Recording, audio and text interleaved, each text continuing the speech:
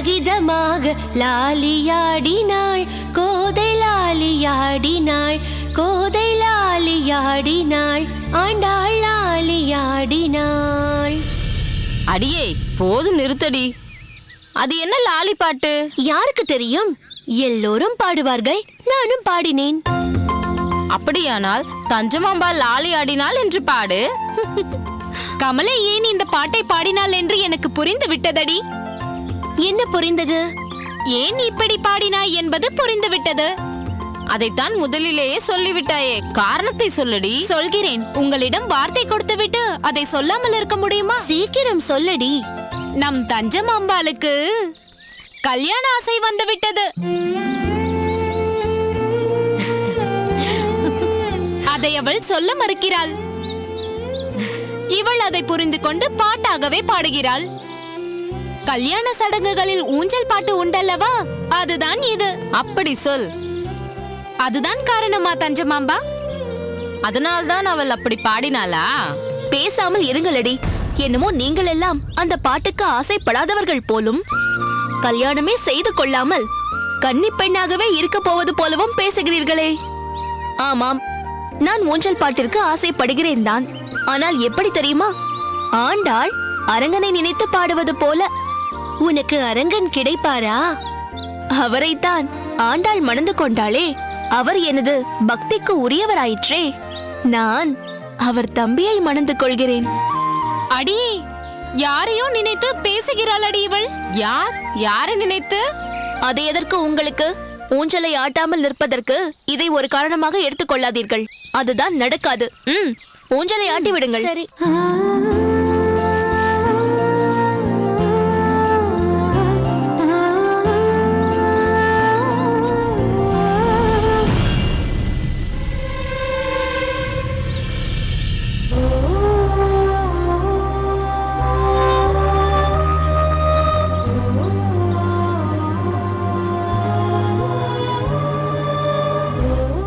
ஊஞ்சலை நிறுத்து. ஏன்? புனிதா வருகிறாள்.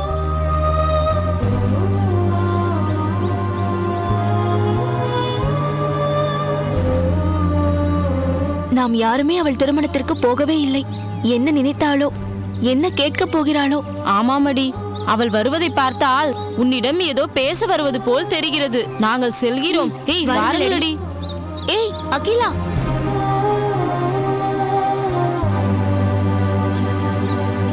வா புனிதா.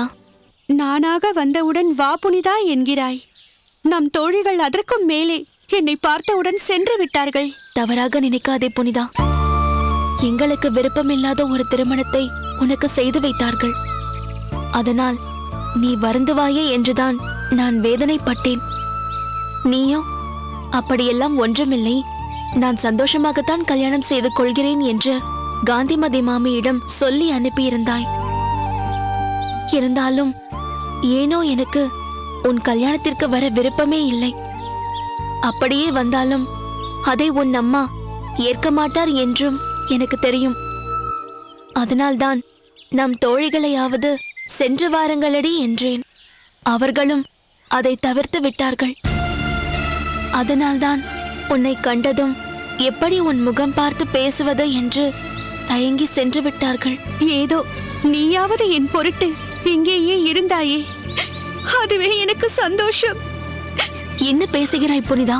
நம் தோழிகள் அனைவரும் உன் மீது உயிரையே வைத்திருக்கிறார்கள். உன் வாழ்க்கை வீணாகிறதே என்ற ஆதங்கத்தில்தான் நாங்கள் உன் கல்யாணத்திற்கு வரவே இல்லை.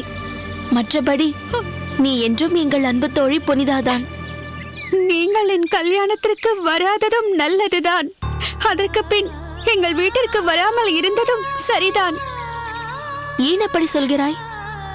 நான் காந்திமதி மாமியிடம் சொல்லி அனுப்பியதெல்லாம் பொய் தஞ்சமாம்பா. என்னை நினைத்து நீ வேதனையில் இருக்க வேண்டாமே என்பதற்காகத்தான் அப்படி சொல்லி அனுப்பினேன். ஆனால் உண்மையே வேறு. அப்படியா? சரி, இப்போதாவது உண்மையை சொல். நான் எதை சொல்வேன் தஞ்சமாம்பா? அழாதே புனிதா. உனக்கு ஆதரவாக நானும் எங்கள் குடும்பமும் இருக்கிறோம். என்ன பிரச்சனை வந்தாலும் அதற்கு ஒரு மாற்று வழி கண்டுபிடிப்போம். உன் வேதனைக்கு காரணம் என்னவென்று சொல். உன் கணவர் உன்னிடம் அன்பாக இல்லையா?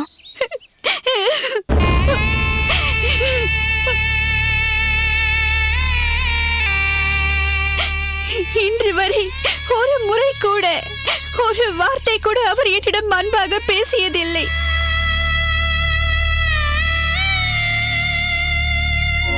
எப்பொழுது பார்த்தாலும் சிடு சிடுவென்றுதான் பேசுவார். வேலை வெட்டிக்கு போகாமல் ஊர் சுற்றி கொண்டிருக்கும் கூட்டம் ஒன்று இருக்கிறது. அவர்களோடு சேர்ந்து எங்காவது உட்கார்ந்து கொண்டு வெட்டி கதை பேசிக் கொண்டிருப்பார். அதை பற்றி அவரிடம் என் அப்பாவோ அம்மாவோ ஏதாவது ஒரு வார்த்தை கேட்டால் போதும், வீடே இரண்டாகிவிடும். அவர்களை ஒன்றும் செய்ய முடியாதல்லவா?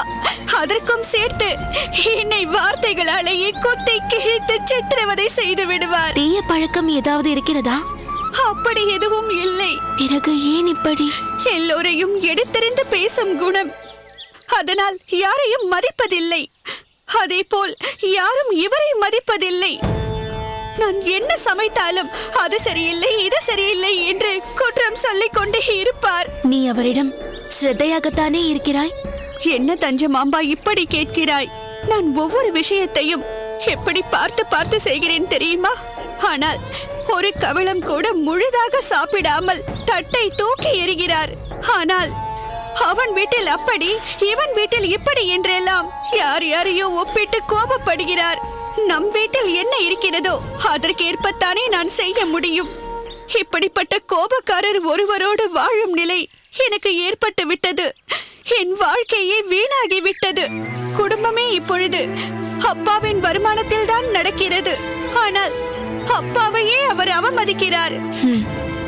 பிறர் வருவாயில் உண்டு மகிழ்கிறவர்களுக்கு எந்த பொறுப்புணர்ச்சியும் இருக்காது. சம்பாதனை உள்ளவன் சம்பாதித்து போட்டுக்கொண்டே இருக்க வேண்டும் என்று எதிர்பார்ப்பான். மனைவி என்பவள் அடிமை என்று நினைப்பான். தான் வேறு யாரிடமும் அதிகாரம் செலுத்த முடியாதல்லவா? அந்த அதிகாரத்தை எல்லாம் மனைவியிடம்தான் காட்டுவான். இத்தனைக்கும் காரணம் யார் தெரியுமா? யார்? உன் அம்மாதான். உடன் பிறந்த தம்பியை நாமே விட்டுவிட்டால் எப்படி என்று உன்னை அவருக்கு கல்யாணம் செய்து வைத்து விட்டார்.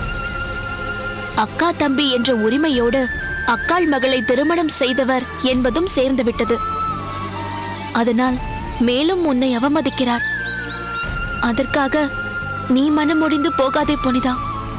நீ எந்த அளவிற்கு பெருமாளிடம் பக்தி செலுத்துபவள் என்று எனக்கு தெரியும். அந்த பகவான் நிச்சயம் உன்னை கைவிட மாட்டார். நிச்சயம் ஒரு நாள் யார் மூலமாவது உன் வாழ்க்கையை மாற்றி அமைப்பார். அதுவரை பொறுமையாக இரு. ஒரு பெண் பொறுமையில் பூமியைப் போல் இருக்க வேண்டும் என்பார்கள். அந்த நிலையில்தான் இப்பொழுது நீ இருக்கிறாய். உன் பொறுமை நிச்சயம் உனக்கு பெருமையை தரும். கவலைப்படாதே புனிதா. உனக்காக என்றும் இந்த தஞ்சமாம்பாள் இருப்பாள். நான் உனக்கு தோழி மட்டுமல்ல, உன் உடன்பிறவா சகோதரியும் கூட. தஞ்சமாம்பா,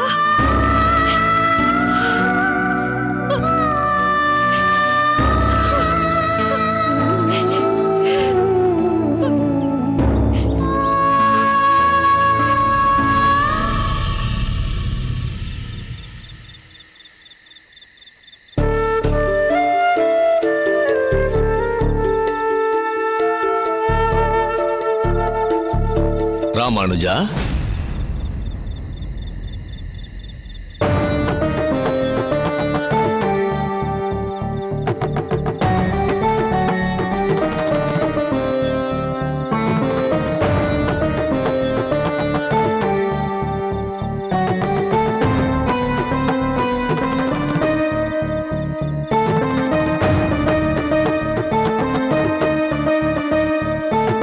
வணங்குகிறேன் சுவாமி.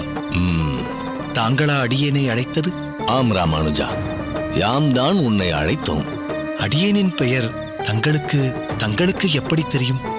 உன்னை தெரியாதவர்கள் இப்போது மிகவும் குறைவு. சில காலங்கள் கடந்தால் உன்னை தெரியாதவர்களே இவ்வுலகில் இருக்க முடியாது.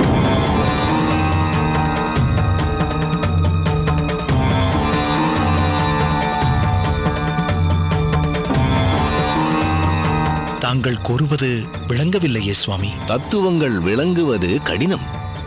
ஆனால் நாளை நீ விளக்கப் போகும் தத்துவம் அனைத்து தரப்பு மக்களுக்கும் மிக எளிதில் விளங்கும். தங்களின் பேச்சு மேலும் புதிராகவும் அதே சமயத்தில் எதையோ உணர்த்தும் வகையிலும் இருக்கிறது. சரி, உன் சகோதரன் கோவிந்தனின் குழப்பத்தை நீ தீர்த்து வைத்து விட்டாயா?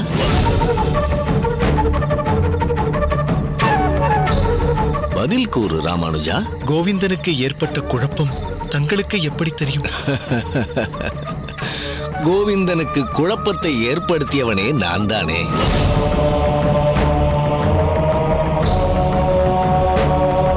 அதற்கு காரணம் என்ன சுவாமி? உன்னை காண விரும்பினேன், கோவிந்தனை குழப்பினேன். அதுவே அதற்கு காரணம். ஆன்மீக நெறியில் முன்னேறத் துடிக்கும் எவரும் தங்களை பார்த்ததும் பரவசமாகி விடுவார்கள். ஞான ஒளி உங்களுக்குள் தெரிகிறது. அப்படிப்பட்ட தாங்கள் அடியேனை காண விரும்பினால் அடியேனின் அகத்திற்கே வந்திருக்கலாமே. அடியேனும் தங்களை உபசரித்து அன்னமளித்து மகிழ்ந்திருப்பேனே. மாசில்லா பண்பாளன் நீ ராமானுஜா, அதை நான் அறிவேன். இருப்பினும் உன் அகத்திற்கு வருவதால் சகலத்தையும் பேச முடியாது அல்லவா? புரியவில்லையே சுவாமி. அகிலத்தில் நிகழப்போகும் சில நிகழ்ச்சிகள் ரகசியம் மிக்கவை.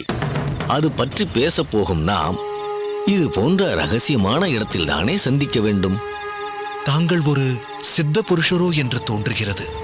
தங்களது பேச்சும் கண்களின் ஒளியும் என்னுள் ஆச்சரியத்தை ஏற்படுத்துகிறது. நீ கூறும் ஒளியை நான் உன் கண்களிலும் காண்கிறேன் ராமானுஜா. தத்துவங்களில் ஒருவருக்கொருவர் வேற்றுமை போல் தெரிந்தாலும் அதில் ஓர் ஒற்றுமை ஒளிந்திருக்கிறதே ராமானுஜா.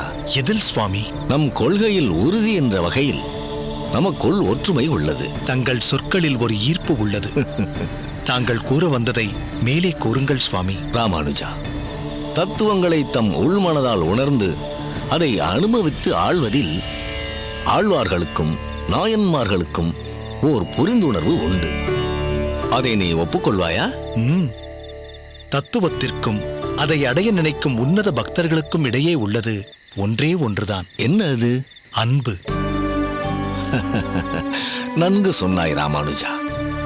நெறி கொண்ட அடியார்கள் வெவ்வேறு தத்துவங்களின் பால் ஈர்க்கப்பட்டு வாழ்ந்திருந்தாலும் நடந்த சம்பவங்களின் அடிப்படையில் ஆழ்வார்களுக்கும் நாயன்மார்களுக்கும் ஓர் நெருங்கிய ஒற்றுமையும் தொடர்பும் இருப்பதை யாரும் மறுக்க முடியாது. உதாரணத்திற்கு ஆழ்வார்களில் திருப்பாணாழ்வாரையும் நாயன்மார்களில் நந்தனாரையும் சொல்லலாம்.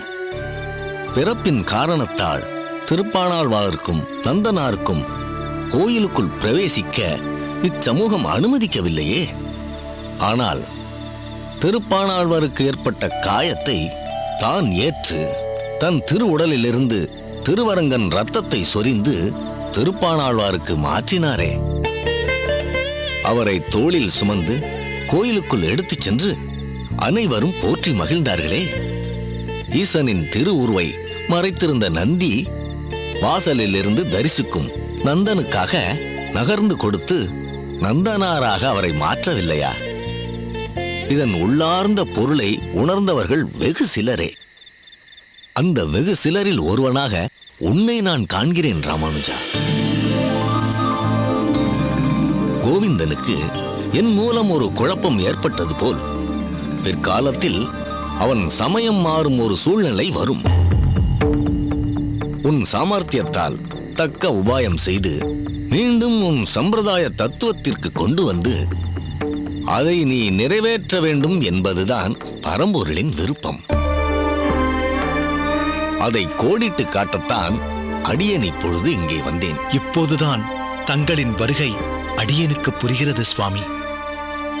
கோவிந்தனின் மனமாற்றத்தைக் கண்டு முதலில் அச்சமடைந்த அடியேன் அதற்கு காரணம் ஒரு சிவயோக சித்தர் என்று அவன் கூறியவுடன் அவரை காண வேண்டும் என்று நான் நினைத்தேன்.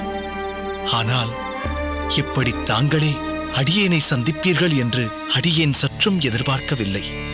கோவிந்தனின் வாழ்வில் ஏன் இப்படி ஒரு சூழ்நிலை உருவாக வேண்டும் சுவாமி? ராமானுஜா, ஒரு சூழ்ச்சியால் நீயும் கோவிந்தனும் பிரிந்தாலும் பின்பு உன் ஆற்றலால் அதை வென்று நீங்கள் இருவரும் சேரும் பொழுது அதனால் ஏற்படும் பந்தம் இருக்கிறதே, அது முன்பு இருந்ததை விட மிகவும் உறுதி வாய்ந்தது. நமக்கு பல விஷயங்களை அது புரிய வைக்கும். ஏன் அப்படி ஒரு விஷயம் முன்பு ஆழ்வாரின் காலத்திலும் ஏற்பட்டிருக்கிறதே. தாங்கள் எதை கூறுகிறீர்கள் சுவாமி? ஒரு சமயம் திருமங்கை ஆழ்வார் சிதம்பரம் நகருக்குள் பிரவேசம் செய்து அந்நகர வீதியில் வலம் வந்து கொண்டிருந்தார். அவர் ஏற்கனவே ஒரு குறுநில மன்னராக இருந்திருந்தாலும் திருமாலின் ஸ்பரிசம் பட்டு தேமதுர கவி பாடுவார். அதுவும் 4 கவியான ஆசுகவி, சித்திரகவி, வித்தார கவி, மதுர கவி என்ற 4 வகை கவிகளில் பாடும் திறமை மிக்கவர். எனவே அவரது காரணப் பெயர்களான நீலன் வந்தார், ஆளிநாடன் வந்தார், எங்கள் கலியன் வந்தார், 4 கவி பெருமான் வந்தார் என்று வைணவர்கள் கட்டியம் கூறி வந்தார்கள். ஆழ்வாருக்கு பொருத்தமான பெயர்களை, அடைமொழிகளை சொல்லித்தானே அவர்களை அழைத்தார்கள். ஆனால் துவேஷிகள், சூழ்ச்சிக்காரர்கள் சிலர் அப்போது சிதம்பரத்தில் வசித்து வந்த திருஞான சம்பந்தரிடம் சென்று, தாங்கள் இங்கிருக்கும் போது திருமங்கை ஆழ்வார் என்னும் ஒருவர் 4 கவி பெருமாள் என்ற அடைமொழியை வேண்டுமென்றே ஏற்படுத்தி கொண்டு வலம் வருகிறார் என்று தூபம் போட்டார்கள். ஆனால் அதை லாவகமாக சமாளித்து உண்மையை உலகுக்கு உணர்த்த நினைத்த திருஞான சம்பந்த பெருமான் அனைவரின் முன்னிலையிலும் திருமங்கை ஆழ்வாரை எதிர்கொண்டு அழைத்து, இவர்கள் உம்மை 4 கவி பெருமான் என்ற அடைமொழிக்கு தகுதியில்லாதவர் என்று சந்தேகிக்கிறார்கள். தாங்கள் அதை தெளிவுபடுத்தும் வகையில் 4 கவி பாட வேண்டும் என்று வேண்டினார். திருமங்கை ஆழ்வாரும் சீர்காழி பெருமாளை மனதில் நிறுத்தி ஒரு குரலாய் இருநிலம் 3 அடி மண் வேண்டி உலகனைத்தும் ஈரடியால் ஒடுக்கி என்று ஆரம்பித்து அவர் ஒரு பதிகம் பாட, திருஞான சம்பந்தரும் 4 கவி பெருமான் என்ற பட்டமானது உமக்கு தகும் என்று அவரை போற்றி நினைவு பரிசாக தம் வேலை ஆழ்வாருக்கு கொடுக்க, அந்த நட்பின் அடையாளமாக அந்த வேலை கையில் தரித்து இன்றும் காட்சியளிக்கிறார் திருமங்கை ஆழ்வார்.